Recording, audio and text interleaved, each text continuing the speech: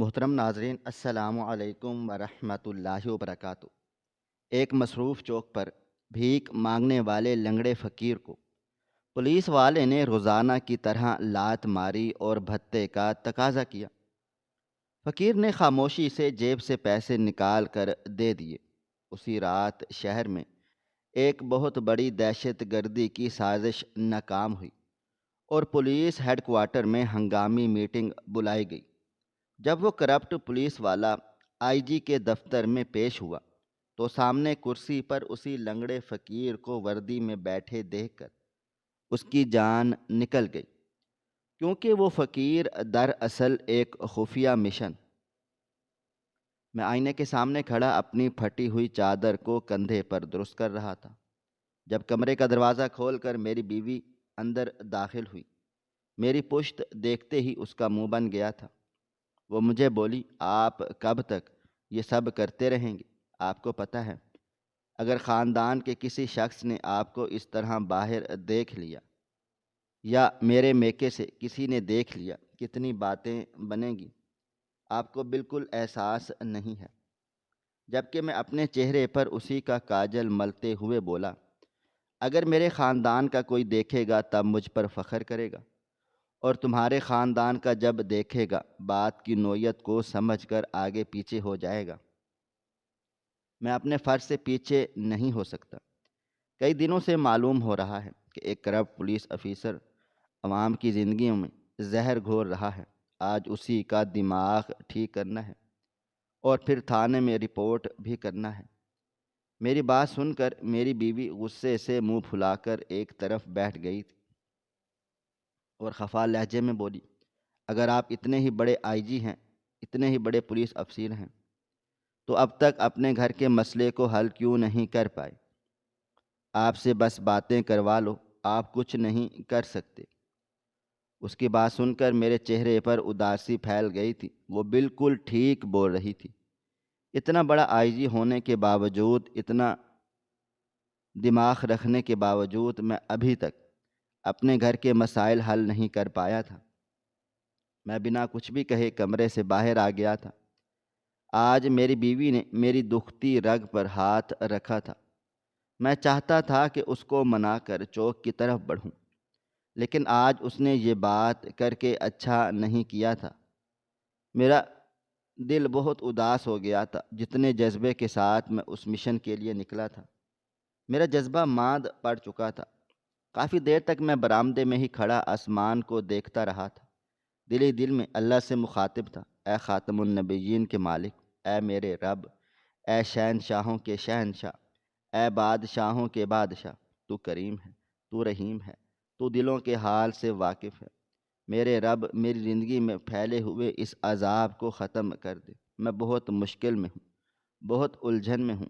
تو جانتا ہے تیرا بندہ کتنا مختلف ہے۔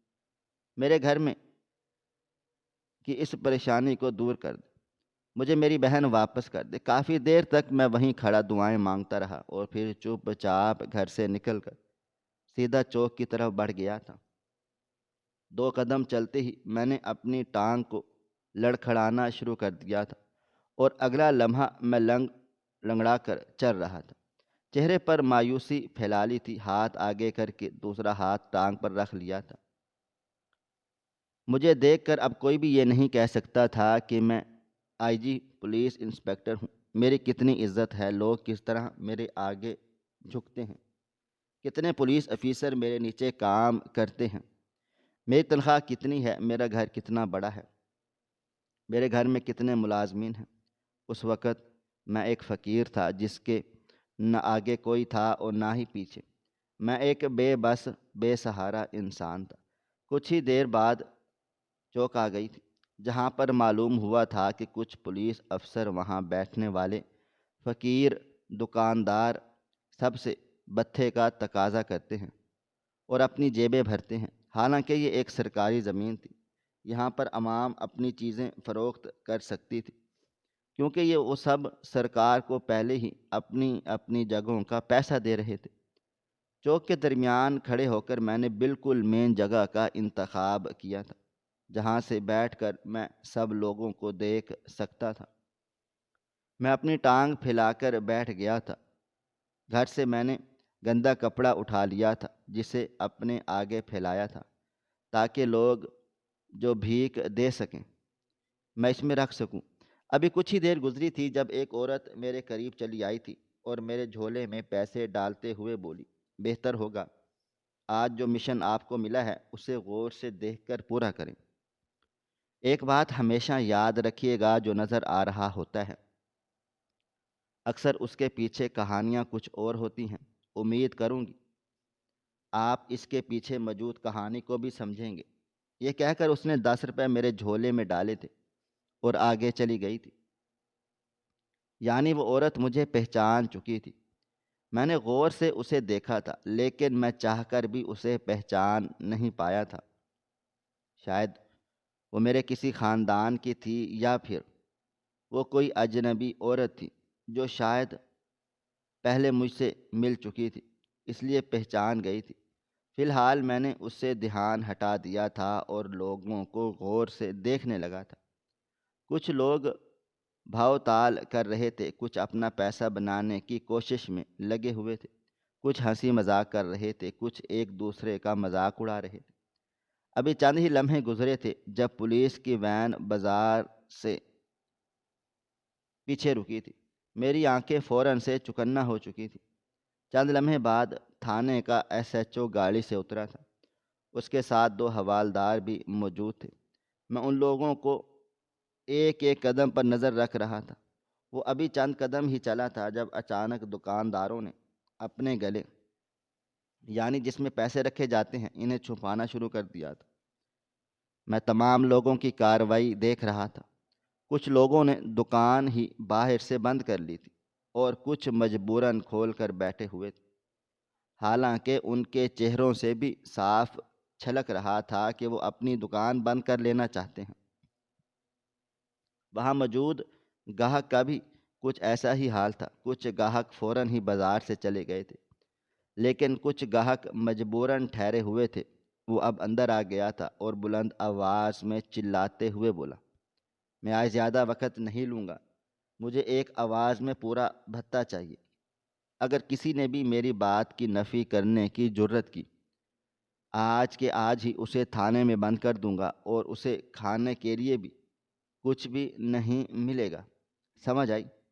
اور اسے اتنا ٹارچر کیا جائے گا کہ اس کی 7 نسلیں اس درد کو محسوس کریں گی۔ اس کی بات سن کر میں نے ضبط سے مٹھیاں بند کر لی تھی۔ ایک آئی جی پولیس ہونے کی حیثیت سے مجھے یہ سب گوارا نہیں تھا۔ میں چاہتا تھا کہ ہمارے پولیس انسپکٹر اپنی عوام کو تحفظ فراہم کریں، خود ان کی زندگیوں کے لٹیرے نہ بنیں۔ وہ اب اندر آ چکا تھا۔ اس نے پہلی دکان سے پیسہ لینا شروع کر دیا تھا۔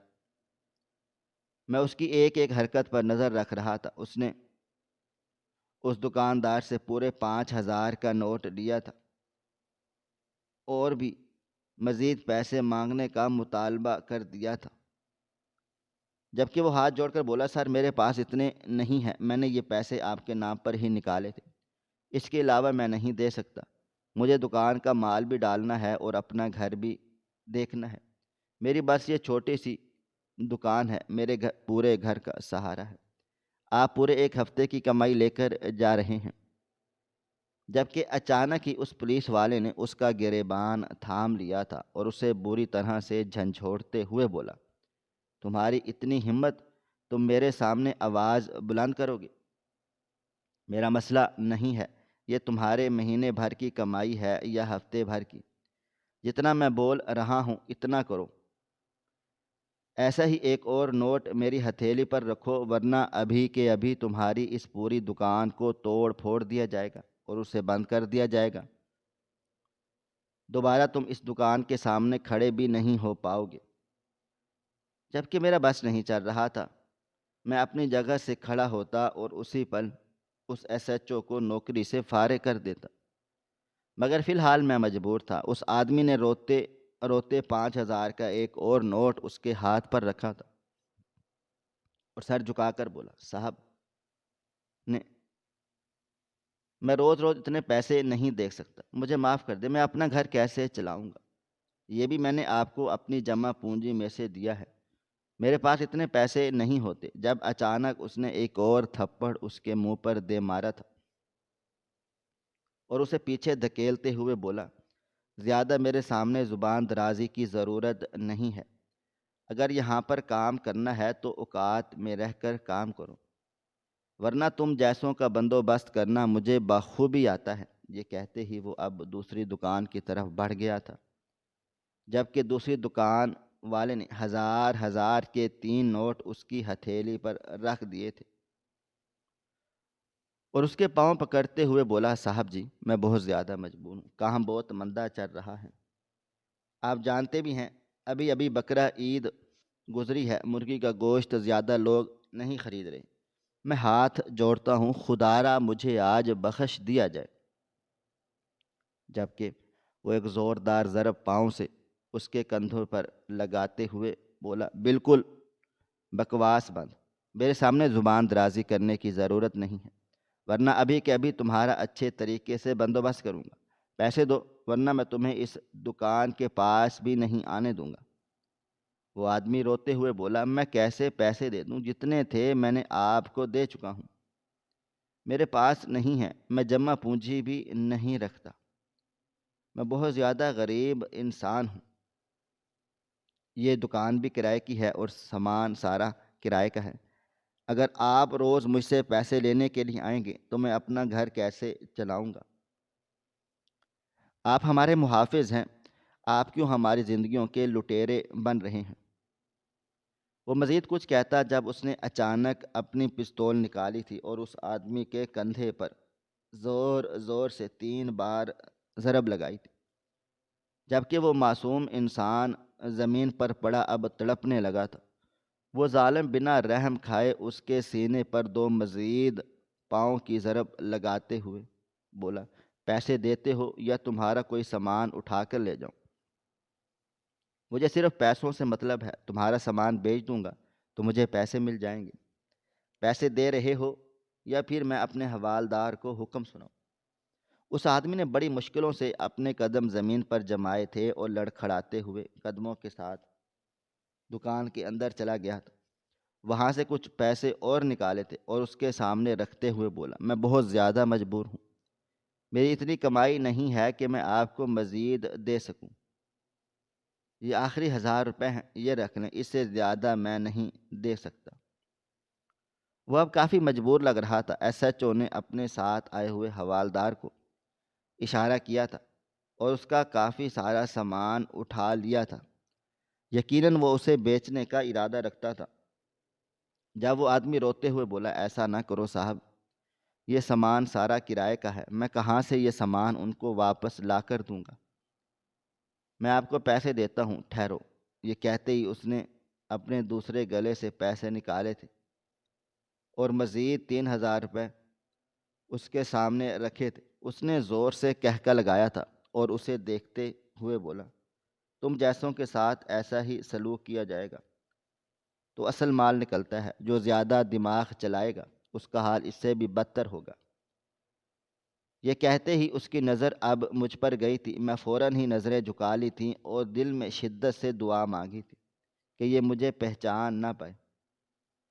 ابھی میں کچھ کہتا یا سمجھتا جب اچانک اس نے ایک زوردار لات میرے کندھے پر رسید کی تھی، جس کی تاب نہ لاتے ہوئے میں بے اختیار پیچھے کی طرف گر گیا تھا۔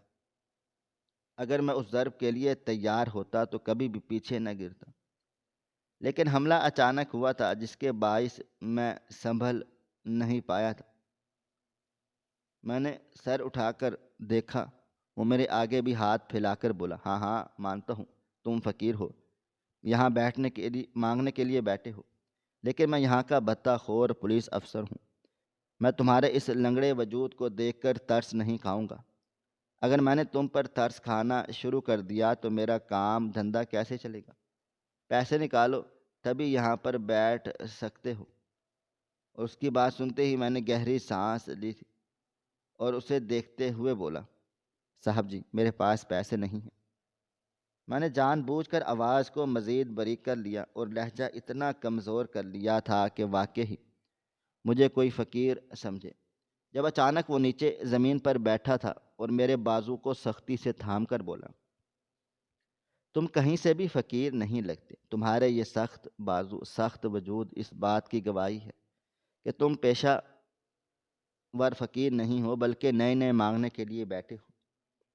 اس کی بات سن کر میں نے سر ہاں میں ہلا دیا تو اچانک اس نے ایک زوردار تھپڑ میرے منہ پر رسید کر دیا اور میرے بالوں کو زور زور سے جھٹکا دیتے ہوئے بولا، مانگنے سے بہتر تھا کہیں نوکری کر لیتے، ہاتھ پاؤں چلاتے، مگر نہیں، تم جیسے لوگ صرف اور صرف مفت کی کھانے کے لیے بیٹھے ہو۔ خیر مجھے اس سے کوئی فرق نہیں پڑتا تم کیا کرتے ہو اور کیا نہیں، مجھے میرا بھتہ چاہیے، ورنہ تم یہاں نہیں بیٹھ سکتے، کہیں اور اپنا بندوبست کر لو۔ اس کی بات سن کر مجھے شدید غصہ آ گیا تھا۔ ایک لنگڑا انسان جو فقیر ہے، یہ ظالم اسے بھی نہیں بخش رہا ہے۔ میں ایک آئی جی پولیس افسر تھا، اگر میری جگہ واقعی کوئی فقیر ہوتا تو یہ کیا اس سے بھی ایسے ہی برتاؤ کرتا؟ یہ سوچ کر ہی میرا خون کھول اٹھا تھا، مگر میں نے اپنا غصہ برداشت کر لیا تھا۔ جیب میں ہاتھ ڈال کر میں نے کچھ 100 کے نوٹ اس کے ہاتھ پر رکھے تو وہ شیطانی مسکراہٹ چہرے پر سجاتے ہوئے بولا، تم فعل فقیر ہو جو 100 کے نوٹ دے رہا ہے، ورنہ تم سے پہلے موجود فقیر 10 کے نوٹ یا سکے ہی میرے ہاتھوں میں رکھتے تھے، لیکن میں انہیں بھی نہیں چھوڑتا، انسان کو اپنا حق لینا چاہیے۔ خیر اب تم یہاں سکون سے بیٹھ کر مانگ سکتے ہو، تمہیں کوئی بھی نہیں روکے گا۔ اگر تمہاری جگہ کوئی لینے کی جرت کریں تو تم مجھ سے رابطہ کرنا، میں اس کا اچھے سے بندوبست کروں گا، ٹھیک ہے میرے دوست؟ یہ کہہ کر وہ ٹھہرا نہیں تھا بلکہ اب آگے جا کر ایک اور دکاندار کو لوٹنے لگا تھا۔ دن کے وقت ایسی چوری میرے ہوش اڑا چکی تھی۔ ہمارے ہی محافظ اگر عوام کو لوٹیں گے تو انسان کہاں جائے گا؟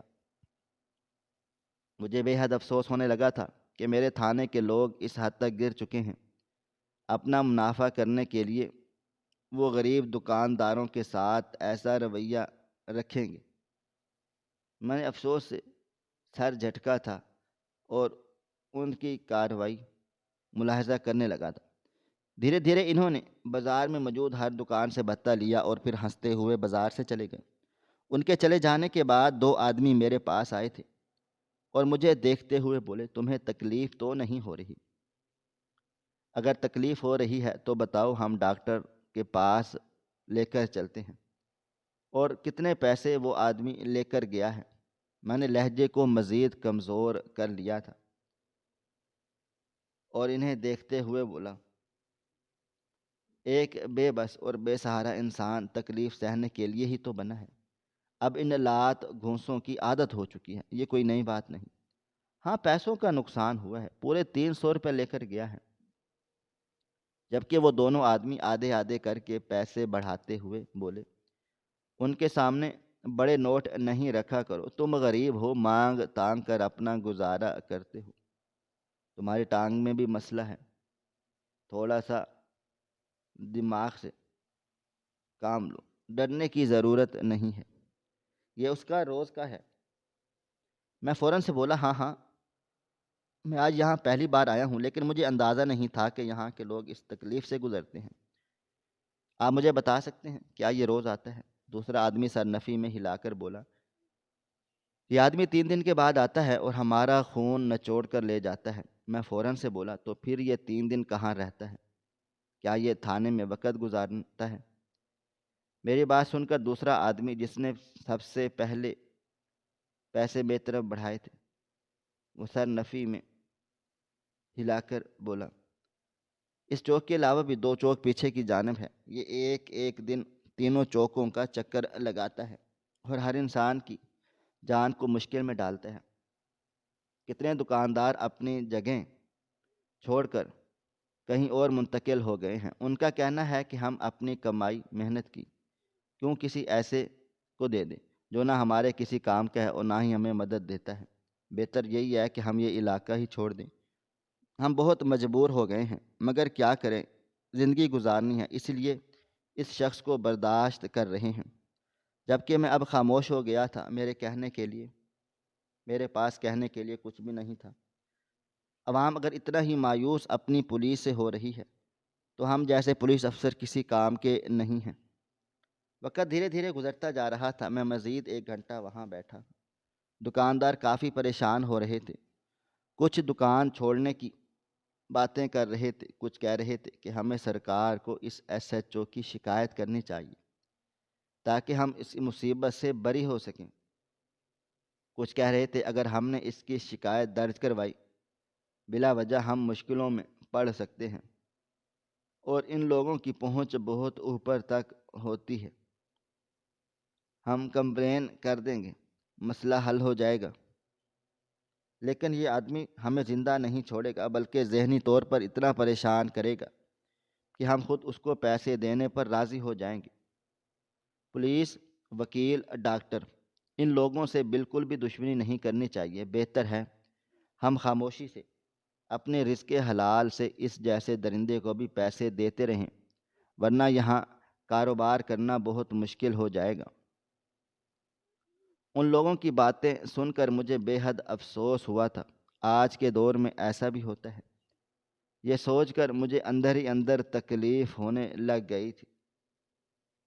SHO کو یہ نہیں کرنا چاہیے تھا، وہ محافظ تھا، لٹیرا نہیں۔ 1 گھنٹے کے بعد میں اٹھا تھا اور خاموشی سے مانگتا ہوا ہی اپنے گھر کی طرف واپس نکل گیا تھا۔ ارادہ کپڑے وغیرہ تبدیل کر کے کچھ تھانے میں رپورٹ کرنے کا تھا تاکہ دیکھ سکوں وہاں کا نظام بھی ایسا ہی ہے یا پھر وہاں کچھ بہتری آ گئی ہے۔ ایک مختصر مسافت طے کر کے میں اپنے گھر واپس آ گیا تھا۔ میری بیوی کچن میں کام کر رہی تھی۔ مجھے اتنی جلدی لوٹتا دیکھ کر وہ حیران رہ گئی اور حیرت سے بولی، کیا ہوا، آپ کا مشن اتنا جلدی پورا ہو گیا؟ آپ اتنی جلدی گھر واپس آ گئے؟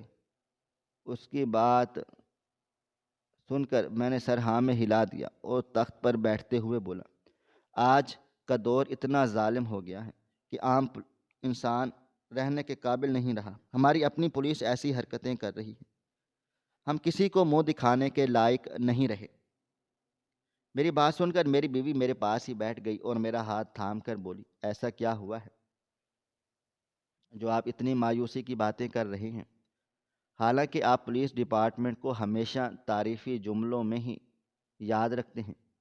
اس کی بات سن کر میں نے سر نفی میں ہلا دیا تھا اور اسے دیکھتے ہوئے بولا، آج پہلی بار میرے اپنے ہی ڈپارٹمنٹ کے کچھ لوگوں نے میرا شرم سے سر جھکا دیا ہے۔ ہمارے علاقے کا SHO اپنے ہی بازاروں سے بھتہ لے رہا ہے، اتنی غنڈہ گردی کی ہوئی ہے کہ لوگ اس کے سامنے رو رہے ہیں، چیخ چلا رہے ہیں، ہاتھ جوڑ رہے ہیں، لیکن وہ کسی کی بھی نہیں سن رہا، بخش رہا، حتیٰ کہ پولی مانگنے والوں کو بھی نہیں چھوڑ رہا۔ فقیر میں حیران ہوں ان معصوم لوگوں کے ساتھ ایسا ہو رہا ہے، وہ بھی میرے ہوتے ہوئے مجھے اب تک پتہ کیوں نہیں چلا۔ میں مزید کچھ کہتا اس سے پہلے ہی میری بیوی میرے برابر سے کھڑے ہوتے ہوئے بولی، آپ کے گھر سے ہی آپ کی بہن کو غائب کر دیا گیا، تب آپ کچھ نہیں کر پائے، اب بازاروں میں ہوتی یہ غنڈہ گردی آپ کو کیسے معلوم ہوگی؟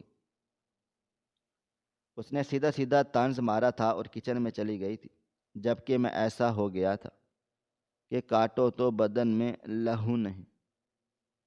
کیا واقعی میں بہت لاپرواہ تھا اور اس کی بات میں دم تھا؟ جب مجھے میری بہن کے ہی غائب ہونے کا علم نہیں ہوا تو بھلا مجھے اپنے بازار میں ہوتے ہوئے اس ظلم کا کیسے پتہ ہوتا؟ فی الحال میں نے اپنے درد کو اندر ہی کہیں چھپا لیا تھا۔ میری بیوی کے لیے یہ طنز مارنا بہت آسان کام تھا، لیکن وہ یہ نہیں جانتی تھی کہ اس طنز سے میری ذہنی حالت کتنی متاثر ہو رہی ہے۔ کمرے میں آ کر میں نے کپڑے وغیرہ تبدیل کیے تھے، چہرہ صابن سے دھویا تھا اور پھر واپس کو آ گیا تھا۔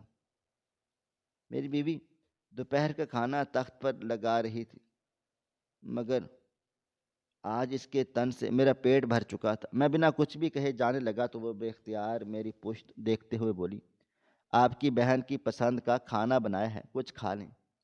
جانتی ہوں آپ مجھ سے ناراض ہیں، لیکن کھانے سے ناراضگی اچھی بات نہیں ہوتی۔ رزق کو انکار نہیں کرتے، یہ قول آپ کا ہی ہے۔ اپنی بیوی کی یہ بات سن کر میرے قدم وہیں جم گئے تھے۔ وہ بالکل ٹھیک بول رہی تھی۔ جب بھی میری بہن ناراض ہوتی تھی وہ ہمیشہ کھانا چھوڑ دیتی، کچھ بھی کھانا پسند نہیں کرتی تھی، اور میں اسے اس طرح لفظوں میں الجھا کر منا لیتا تھا۔ میں خاموشی سے تخت پر واپس بیٹھ گیا تھا۔ جیسے ہی سالن پر میری نظر گئی، میری آنکھوں میں بے اختیار آنسو آ گئے تھے۔ وہ بہن نہیں، میرے گھر کی روشنی تھی۔ میری بیوی اس سے بہت پیار کرتی تھی، بالکل بیٹیوں کی طرح چاہتی تھی۔ ہماری کوئی اولاد نہیں ہوئی تھی، لیکن میری بیوی کہتی تھی کہ میری اولاد میری نند ہے، وہ بالکل مجھے اولادوں کی طرح عزیز ہے۔ یہی وجہ تھی کہ اس کا اس گھر سے جانا میری بیوی کو بہت تکلیف دیتا تھا۔ کہنے کو وہ 5 یا 6 سال کی نہیں، پورے 18 برس کی تھی، لیکن جب انسان کسی کو اپنی اولاد کہہ دیتا ہے تو پھر عمر کا کوئی بھی فرق نہیں رہتا۔ میں نے بہت مشکل سے کچھ ہی نوالے اپنے حلق سے اتارے تھے، میری آنکھیں لال ہو گئی تھیں۔ بہت مشکل تھا یہ کھانا اپنے حلق سے نیچے اتارنا۔ اگر میری بیوی مجھے یہ یاد نہ دلاتی کہ یہ تمہاری بہن کی پسند کا کھانا ہے، میں کبھی بھی اتنا دل برداشتہ نہیں ہوتا، مگر اس کا یاد دلانا مجھے بہت زیادہ دکھی کر گیا تھا۔ میں پہلے ہی ایس ایچ او کی حرکت کی وجہ سے بہت زیادہ پریشان تھا، اور اب یہ سب دیکھ کر میرا دل مزید ہلکان ہو گیا تھا۔ بمشکل ہی میں نے کچھ نوالے اپنے حلق میں اتارے تھے اور بنا کچھ بھی کہے باہر آ گیا تھا۔ گاڑی سٹارٹ کی تھی اور سیدھا تھانے کی طرف بڑھا تھا۔ یہ دورہ بے حد اچانک تھا، ارادہ اپنے آفس جانے کا ہی تھا، لیکن آج جو منظر میں نے اپنے آنکھوں سے دیکھا تھا، بہتر ہے کہ میں نے دروازے میں ہی چکر لگا لیتا کہ ایک مختصر مسافت طے کر کے میں تھانے میں پہنچ گیا۔ میری گاڑی جیسے ہی اس حدود میں داخل ہوئی، تھانے میں ایک بھگدڑ سی مچ گئی۔ آئی جی صاحب آئے تھے، کوئی معمولی انسان نہیں۔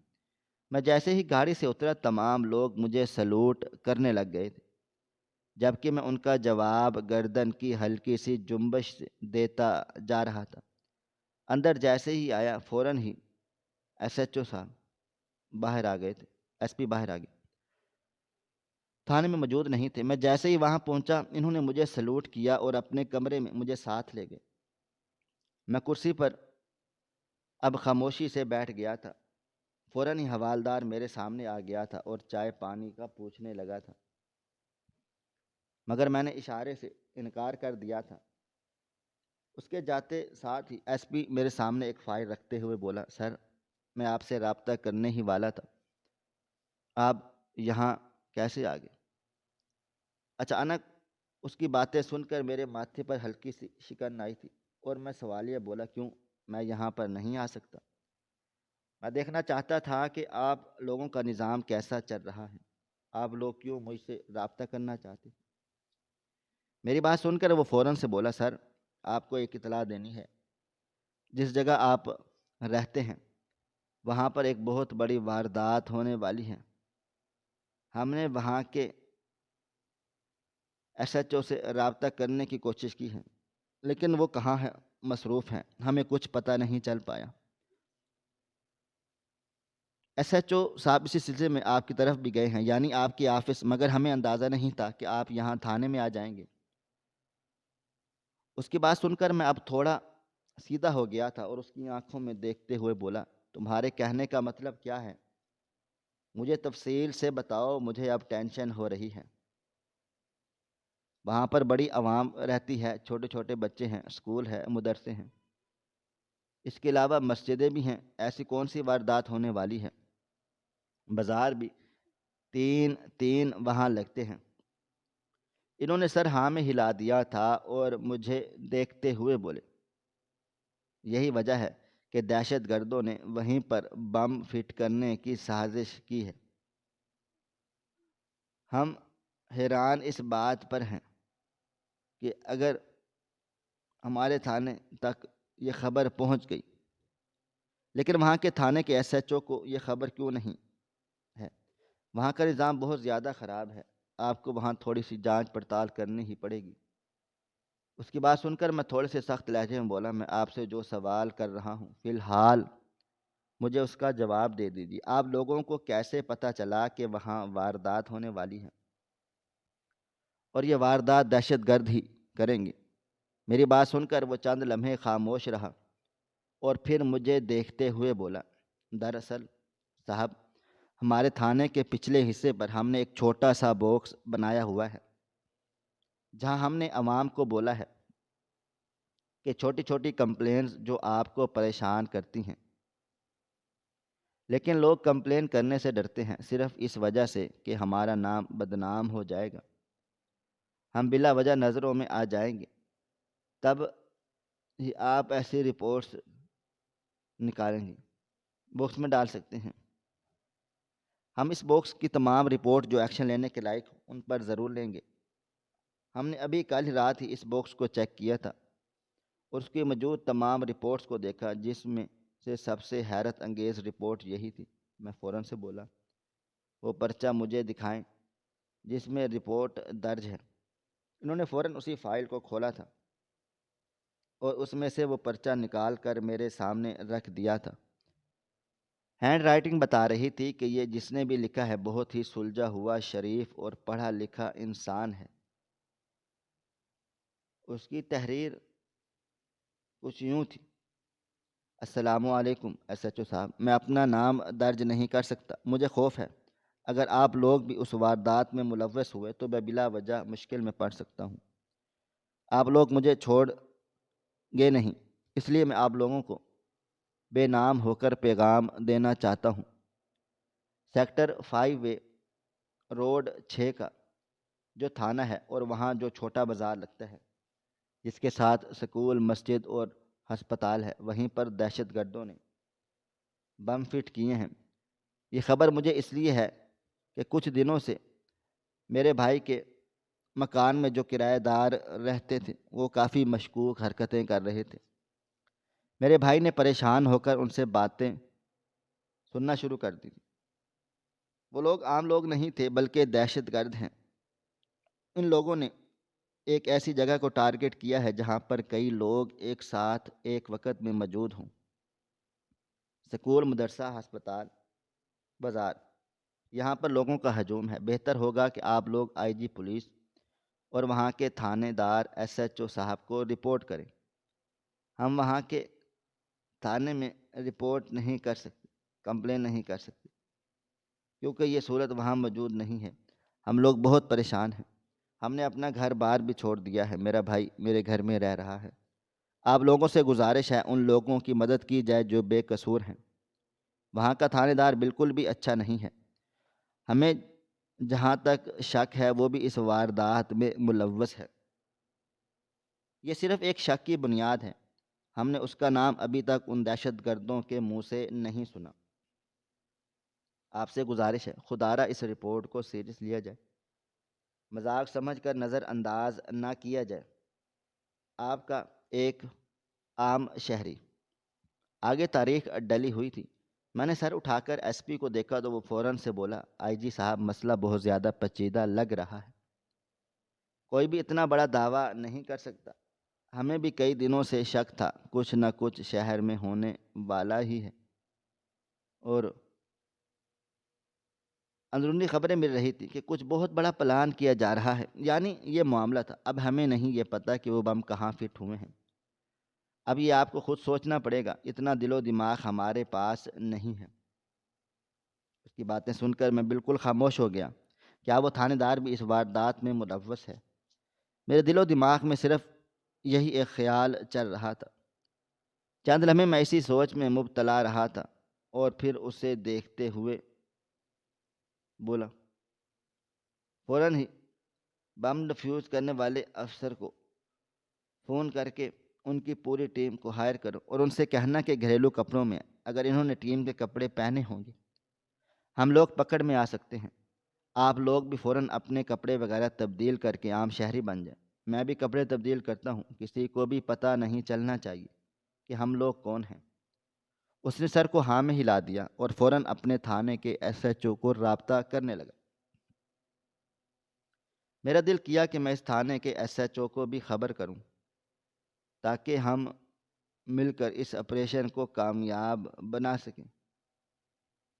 مگر میرے دل میں کہیں نہ کہیں کھٹکا لگا ہوا تھا کہ یہ آدمی ملوث ہے، جو انسان بنا ڈر اور لحاظ کے عام شہریوں کو اس طرح لوٹ سکتا ہے اور ایک غریب فقیر کو مار سکتا ہے، اس کے دل میں بالکل بھی رحم نہیں ہوگا۔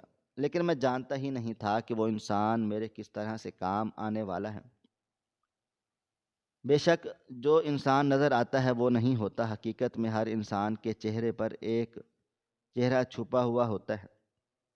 کچھ ہی دیر میں ہم ان گلی کوچوں میں پھیل چکے تھے جہاں پر مجھے شک تھا کہ کچھ نہ کچھ ہمیں مل سکتا ہے۔ سب سے پہلے میں نے ہسپتال کا ایک ایک کونا چیک کروایا تھا، اور جب ہم پچھلے حصے کی طرف گئے جہاں پر بم کے بالکل بھی امکانات نہیں تھے، وہیں سے وہ بم برآمد ہوا تھا جو اسکول اور ہسپتال دونوں کو تباہ و برباد کر سکتا تھا۔ فوراً ہی بم ڈیفیوز کرنے والوں نے اپنی کارکردگی دکھانا شروع کر دی۔ کچھ دیر میں وہ بم ختم ہو چکا تھا، اس پر ٹائمر فٹ تھا، کل دوپہر 11 بجے کا۔ مجھے بے حد افسوس ہو رہا تھا کہ دنیا میں اتنے بھی ظالم لوگ ہیں جو معصوم مریضوں کو، وہاں پر آئے ہوئے لوگوں کو، سکول کے معصوم بچوں کو تباہ و برباد کر دینا چاہتے ہیں۔ کچھ ہی گھنٹوں کے بعد یہ بم پھٹ سکتا تھا۔ میں اب سیدھا مسجد کی طرف روانہ ہوا تھا، جس سے منسلک ایک مدرسہ بھی تھا۔ میں نے بھی وہاں پر ہر طرف جانچ پڑتال کروائی، لیکن بالکل اندازہ نہیں تھا کہ بم کہاں پر ہے۔ جب اچانک میرے ساتھ موجود ایس ایچ او نے مجھے مشورہ دیا کہ ہمیں اب مدرسے اور مسجد کے اندر دیکھنا چاہیے، یہ لوگ بہت شاطر ہیں، یہ سکول کو بھی اڑانا چاہتے تھے، اور اس لیے انہوں نے ہسپتال کے پچھلے حصے کی طرف لگایا تھا تاکہ جب بم پھٹے تو ہسپتال اور سکول دونوں اس کے زد میں آ جائے۔ اب مجھے لگتا ہے انہوں نے بم یا تو مدرسے کے اندر لگایا ہے یا مسجد کے اندر، تاکہ ایک ساتھ دونوں ہی ختم ہو جائیں، کیونکہ مسجد اور مدرسہ ایک ہی جگہ پر ہیں۔ اس کی بات مجھے سمجھ آئی تھی۔ یہ ایک ایسا وقت تھا کہ مدرسہ بند تھا، لیکن میں نے فوراً وہاں کے امام صاحب سے بات کر لی اور ہمیں اجازت مل گئی تھی۔ پوری ٹیم مدرسے اور مسجد کے اندر پھیل چکی تھی۔ امام صاحب کے چہرے پر وحشت پھیلی ہوئی تھی۔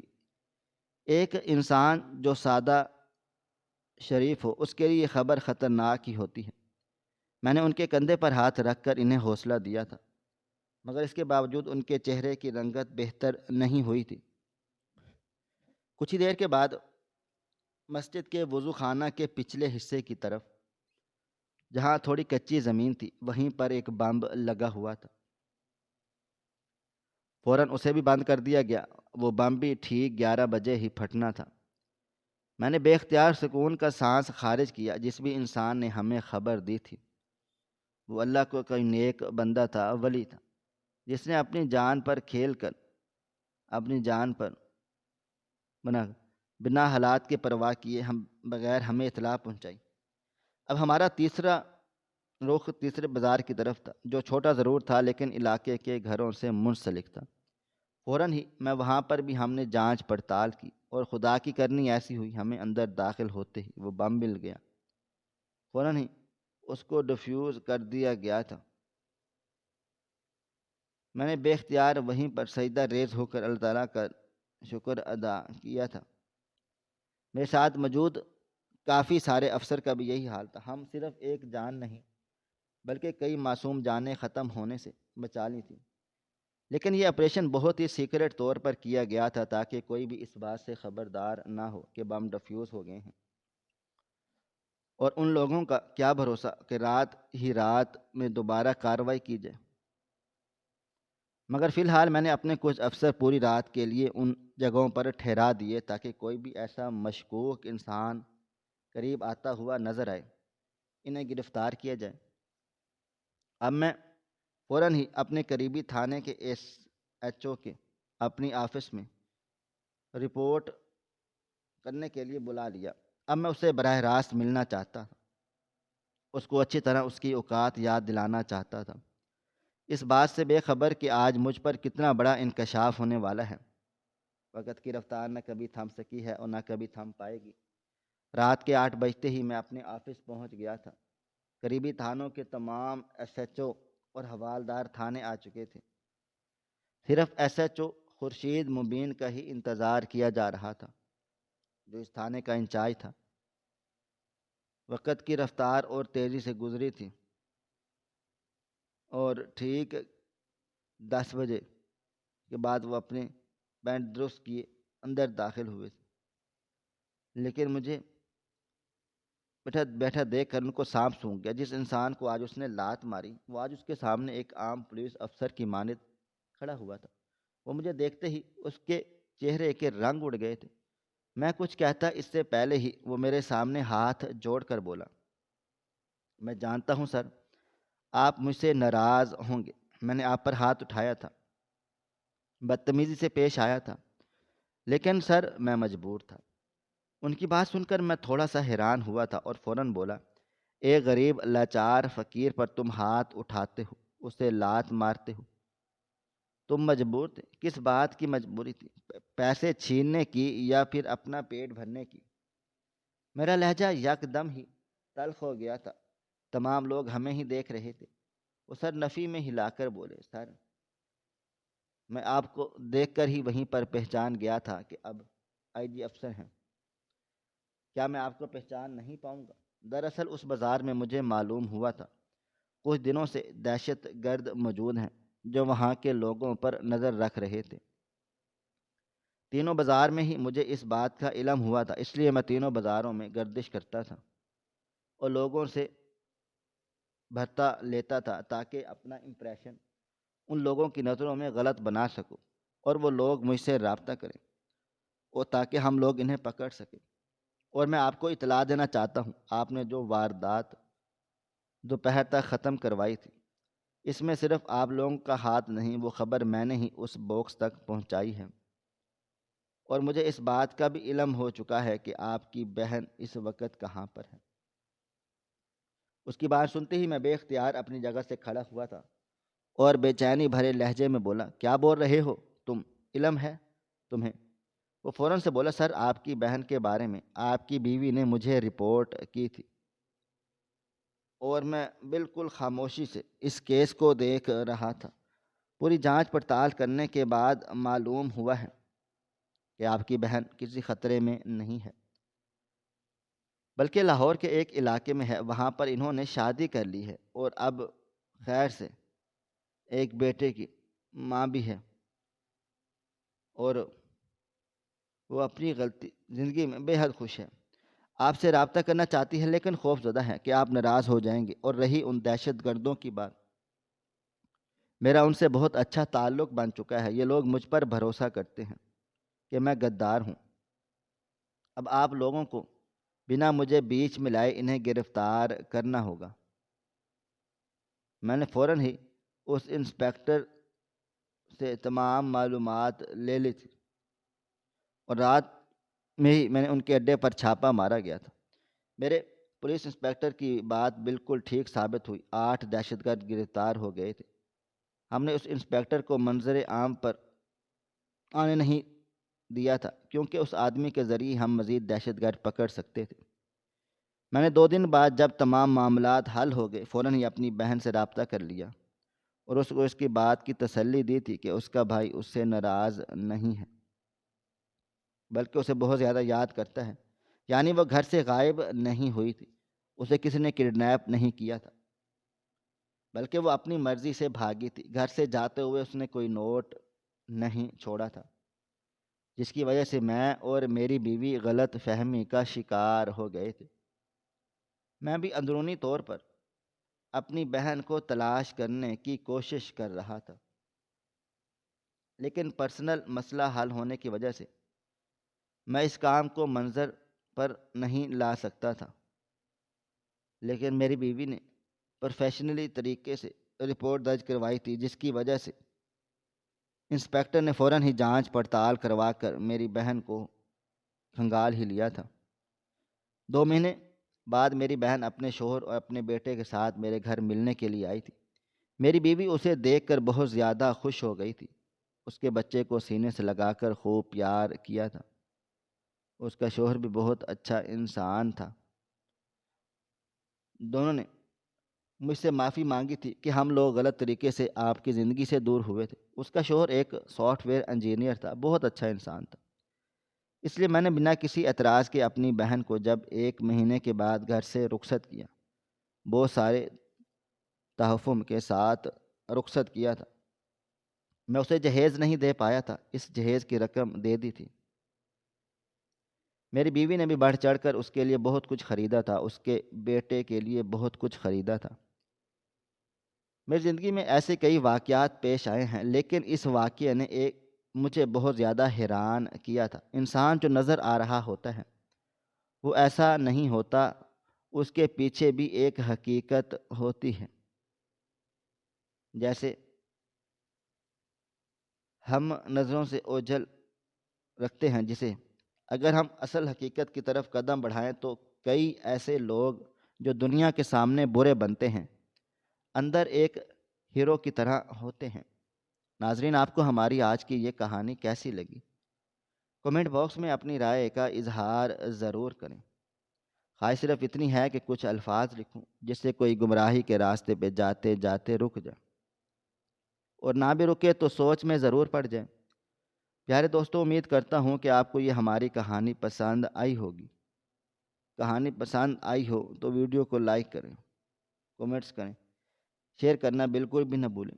اور ہاں، اگر آپ لوگ اس چینل پر نئے ہیں تو ہمارے چینل ہریرہ انفو کو سبسکرائب ضرور کریں اور نوٹیفیکیشن کو ضرور دبائیں تاکہ آنے والی کہانی سب سے پہلے آپ کو مل سکے۔ ملتے ہیں کل ایک نئی اور دلچسپ کہانی کے ساتھ، تب تک اپنا ڈھیر سارا خیال رکھیے گا۔ اللہ حافظ۔